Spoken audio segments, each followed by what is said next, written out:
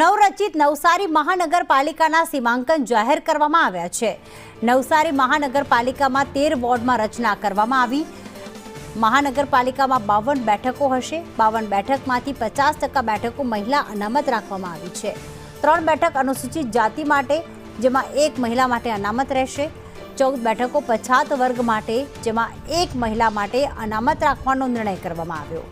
નવરચિત નવસારી મહાનગરપાલિકાના સીમાંકન જાહેર કરવામાં આવ્યા છે। કુલ 52 બેઠક હશે। 50% બેઠક મહિલાઓ માટે અનામત 13 વોર્ડમાં રચના કરવામાં આવી છે।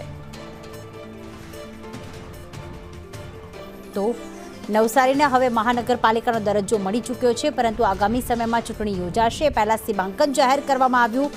મહાનગરપાલિકામાં કુલ 52 બેઠકો રહેશે 13 વોર્ડની, અને જેમાં 50% બેઠકો મહિલા માટે અનામત રાખવામાં આવી છે।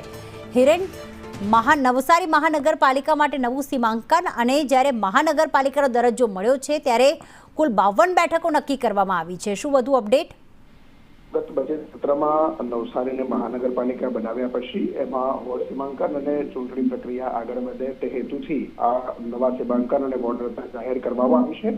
આ મહાનગરપાલિકા વિસ્તારમાં કુલ 13 વોર્ડની રચના કરવામાં આવી છે અને 13 વોર્ડ મુજબ 52 બેઠકો રહેશે, જેમાં 50% બેઠકો છે એ મહિલાઓ માટે અનામત રહેશે। મહાનગરપાલિકાની કુલ વસ્તી 3 લાખથી વધુ છે, એટલે કે પ્રત્યેક વોર્ડમાં 25,000થી વધુ વસ્તી રહે એ પ્રકારની વોર્ડ રચના પણ એમાં કરવામાં આવી છે। 3 બેઠકો અનુસૂચિત જાતિ, જેમાં 1 બેઠક છે એ મહિલા અનામત રહેશે। 14 બેઠકો ઓબીસી એટલે કે પછાત વર્ગ માટે અને 7 બેઠકો મહિલાઓ માટે પણ એમાં રહેશે। એટલે ઓવરઓલ 50% મહિલા અનામત છે એ આ નવા નોટિફિકેશનમાં પણ આપવામાં આવ્યું છે, અને 27% ઓબીસીનું પણ ધ્યાન રખાયું છે। આભાર હિરેન તમામ વિગતો માટે।